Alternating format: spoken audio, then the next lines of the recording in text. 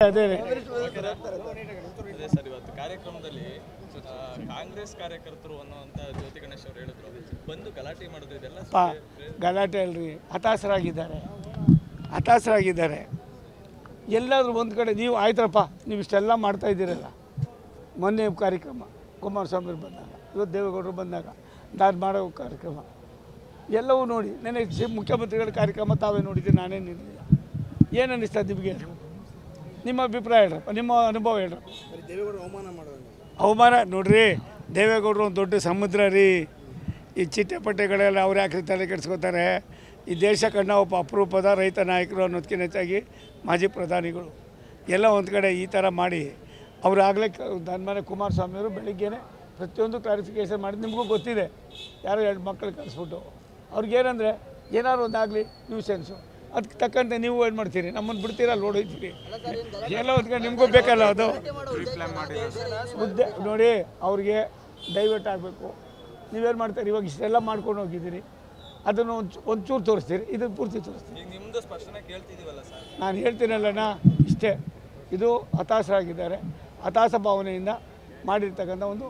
ಸ್ವಯಂಕೃತ ಅವರ ಒಂದು ಪಾಪ ಭಯ ಅನ್ನೋ ನಾನು ಹೇಳೋ ಹತಾಶರಾಗಿದ್ದಾರೆ ಅಪ್ಪ ಭದ್ರತೆ ಇದು ವೈಫಲ್ಯ ಅಂತ ನಾನು ಇವಾಗ ಹೇಳಕ್ಕೆ ತಯಾರಾಗಿಲ್ಲ ಯಾರನ್ನೋ ಕಳಿಸ್ತಾರೆ ಇವೆಲ್ಲ ಮಾಡ್ತಾರೆ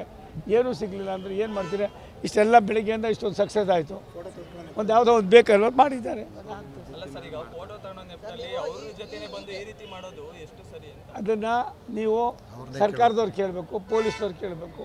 ಒಬ್ಬ ಮಾಜಿ ಪ್ರಧಾನಿ ಬಂದಂಥ ಸಂದರ್ಭದಲ್ಲಿ ಅದಕ್ಕೇನು ನೋಡಪ್ಪ ನಾನು ಯಾವುದೂ ದೂರು ಕೊಡೋನಲ್ಲ ಜನಗಳ ಹತ್ರ ದೂರು ಮಾಡಿದ್ದೀವಿ ಜನ ತೀರ್ಮಾನ ಆಮೇಲೆ ಏನಿದು 26 ಏಪ್ರಿಲ್ 26 ಸಂಜೆ 7 ಗಂಟೆವರೆಗೂ ಯಾವುದೂ ದೂರಿಲ್ಲ ಅವ್ರು ಏನು ಮಾಡಿದ್ರು ಎಸ್ ಅಂತೀವಿ ಜನನೇ ಕೊಡ್ತಾರೆ ದೂರು ನಾನೇ ಕೊಡ್ತೀನಿ ತೀರ್ಮಾನ ಅವ್ರು ಕೊಡ್ತಾರೆ ಒಂದು ನಿಮಿಷ ತಾಳಪ್ಪ ರೇ ಸಾಮೆ ನೀನು ಯಾವುದೋ ಗಲಾಟೆ ಒಬ್ಬ ಯಾರೋ ಕೂಗಾಡೋದು ಹೇಳ್ತೀಯಲ್ಲಪ್ಪ ತಂದೆ ಲಕ್ಷಾಂತರ ಜನದ ಬಗ್ಗೆನೂ ಯೋಚನೆ ಮಾಡಿ ಹೆರ್ ಈಸ್ ಹ್ಯೂಮನ್ ಎಲ್ಲವೆಲ್ಲ ಇರ್ತಕ್ಕಂಥದ್ದೇ ರಾಜಕೀಯದಲ್ಲಿ ನಾನು 50 ವರ್ಷ